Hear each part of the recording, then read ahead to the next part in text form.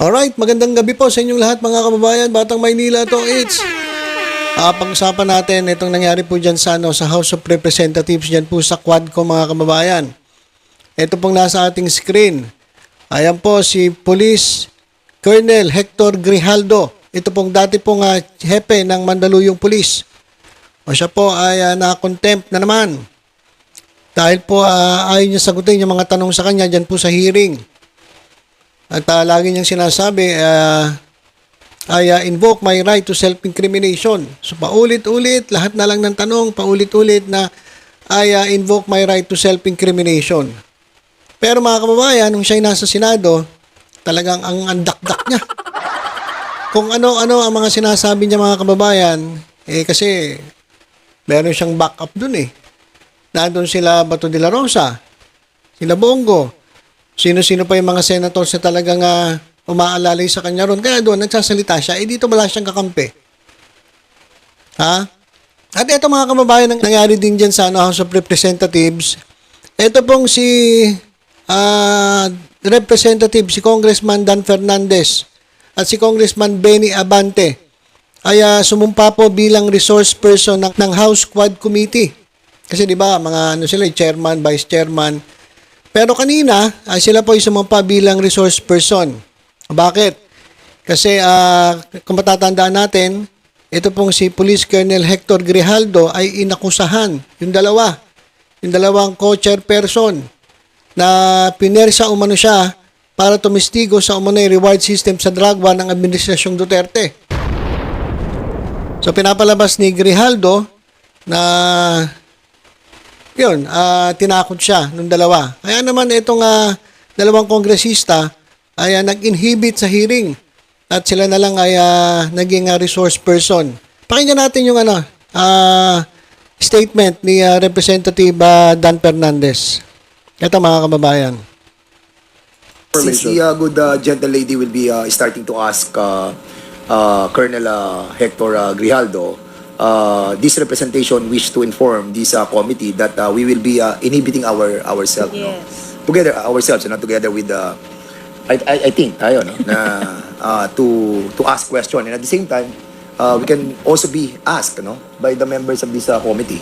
Surely meron tong involvement sa mga nangyari for the resource person not attending our mga hearings. So yun lamang po ang gusto ko natin palam na we are willing to answer questions na ibabato rin po ng ating mga members of this committee. Maraming salamat po, Mr. Thank you, Congressman Fernandez. Yes, sir. Okay, so ang nangyari kanina mga kababayan, hindi po sila ang magtatanong bilang co-chairpersons. Sila ngayon ang tatanungin tungkol dyan sa mga tanong dyan po sa Quadcom. So ganun po yung ginawa ng dalawa, nag-inhibit sila para po patas, para walang masabi si Grijaldo kasi nga pinagbibintangan sila na pinilit siyang magsalita para magtestigo para dyan po sa drug war ni dating Pangulong Rodrigo Duterte, particularly dun sa reward system. Congressman Abante. I second the motion. Okay, so we just would like to inform the members that you can also propound questions directed to our co-chairs of the committee in relation to the issue of EJK and in relation to the issue of Colonel Grijaldo's previous statement before this committee and before the Senate committee. So, And Mr. Chairman, we're willing to go down and to vacate our seat in here. may we so ask most you to likely we'll be please sitting occupy down the seats in front of the chair, so Thank you, Mr. Chairman. see you eye to eye. Now, Do we thank need you. to ask them to take their oath? Before that, can we, Comsec, did Colonel Grijaldo take his oath in the previous hearings already? You already took your oath.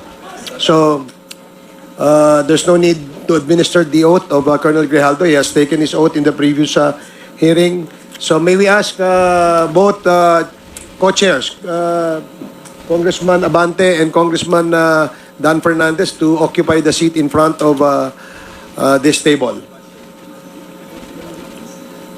Mr. Chair, Yes, Congressman Akop. point of clarification.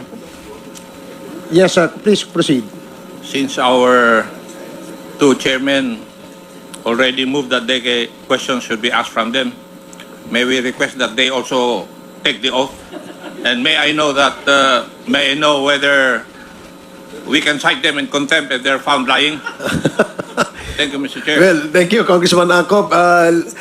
Let me inform the Honorable Congressman Abante and Fernandez that since you will be one of the resource persons in this hearing today,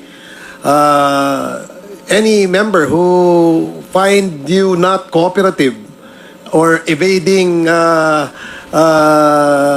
questions from this representation and others, there is no prohibition under our rules that we cannot cite you in contempt. So let it be on record, Your Honors. Now, point of clarification. Are you comfortable in that? Yes, sir. Okay. Point of clarification. Yes, so what Mr. is Chairman. the clarification? May I be? I think, Mr. Chair, informed. sorry. No, I think the witness, I still have the the floor. resource person now has to wait to be recognized. Mr. Chairman, Yeah. I was recognized, Mr. Chairman. Okay. No, really, no joke. What this representation wanted to find out kung what provision of the rules contain yung pong pagte-take po ng oath ng member of this committee who wanted to be a part of the as resource person. Mr. Chairman. Okay, I will hold your horses, gentlemen. Let me ask Congressman Acop to answer that query of Congressman Dan Fernandez. Mr. Chair, I think the two distinguished gentlemen were the ones who volunteered to become resource persons. We did not require them to become resource persons. And therefore, when they volunteered to become resource persons, then our rules regarding resource persons must apply. Thank you, Mr. Chair. I agree, Mr. So Chair. I hope that is clear to the gentleman from Laguna. No further questions will be entertained by the chair. Mr. Chair, From you, but from Congressman may I Abante. yes. request that if you will be cited in contempt, that I would be arrested in my own room, Mr. Chair. That is I noted. confine my own room. That's my request, Mr. Chair. Thank you, Congressman Abante. Comsec, please take note of the request of Congressman Abante and Congressman Fernandez. Yes. So, now we will now proceed. So with the explanation of the Vice Chairperson, Romy Acop, this representation submit to the decision of this committee. Maraming salamat po. Okay. Thank you, Congressman Fernandez. May we for have our your- oath? Okay, so yan mga kababayan etong dalawa, nagkakabiruan pa nga. Mga kababayan. Ewan ko lang kung i-contempt sila ni Congressman si Mr. Contempt. Nandiyan pa naman si Mr. Contempt. Well, anyway mga kababayan, ginawa po ng dalawa yan kasi nga po sila yung pinagbibintangan neto ni Grijaldo na pinilit silang dalawang pumilit kay Grijaldo para magsalita laban kay Pangulong Rodrigo Duterte at magsalita laban dyan sa sa reward system during sa war on drugs ni Duterte. Ayan mga kababayan. At dyan po sa hearing din kanina, eto matindi. Nagkahamunan, hinamon ni Barbers. Etong si Grijaldo, na kung talagang matapang ito si Grijaldo, magsalita. Kasi mga kababayan, puro siya invoke my right to self-incrimination, hindi siya sumasagot. Pero sabi ko nga, ang tapang-tapang niya doon sa Senado kasi nandun yung mga kampi niya. Pero dito, biglang tumiklop, umurong ang bayag, mga kababayan, at puro na lang iwas sa katanungan ng Quadcom. Ito, pakinggan natin yung video dyan tungkol doon sa hamon ni Congressman Ace Barbers. At sabi niya, dito mo ilabas ang tapang mo. Hindi kung saan-saan na nandun kasi yung mga kampi mo, pero dito, para kang tupang nakayuko at hindi nagsasalita. Lagi ka nagtatago dun sa salitang I invoke my right to self-incrimination. Ito, panoorin po natin. Binibigyan ka namin ng pagkakataon dito Nung nasa Senado ka, ang tapang-tapang mo Bakit dito ay mo magtapang ka rito? Ipakita mo yung the same candor, the same tapang na pinakita mo doon. Di ba? Bakit hindi mo gawin yan dito ngayon? Nagtatago ka sa likod ng right against self-incrimination Tinatanong sa'yo, relevant question. Matapang ka lang doon sa Senado kasi may kakampi ka. Dito ka magpakita ng tapang mo. Hindi yung nandoon ka lang. Alam mo, ang mahirap kasi sa'yo, gusto lang nating malaman ang katotohanan sa likod nito. Ang dami mo ng ginawa eh. Dinamay mo pa yung mga kasama na, hindi dahil sa kasama namin sila, kundi hindi tama ang nangyari at ginawa mo. You are trying to besmirch the reputation of this committee. Itong committee ito, hindi ito gawa-gawa lamang. Ito'y pinapayagan ng ating saligang batas. Ito'y pinapayagan at pinayagan ng 300 mahigit na membro ng Kongreso na kung saan ay merong mandato ng taong bayan. Kaya wag mong bastusin ito. Okay, so yan mga kababayan, yan po ang sinabi ni Congressman Ace Barbers dito kay Grijaldo na nagtatago doon sa praise na na I invoke my right to self-incrimination. So yan po yung ginawa ni Congressman Barbers. Hinamon, dito mo ilabas yung tapang mo, tapang-tapang mo sa Senate porque may kakampi ka dito. Para kang umurong ang bayag mo. O dahil naman dito sa nangyari, naku, nagalit po ang mga DD shit. Nag-comment po. Ang dami pong comment dito mga kababayan, itong mga DD shit. At sabi ko sa inyo, lahat po ay talagang halos galit kay Barbers. Dito ko natitingnan mga kababayan hindi kasi hindi kasi siya mag-play dito. Ito lang yung mga comments. Sabi dito, ang yabang mo, Barbers. Kala mo napakalinis ang pamilya mo, tapang-tapangan ka ngayon kasi nasa Twadcom ka.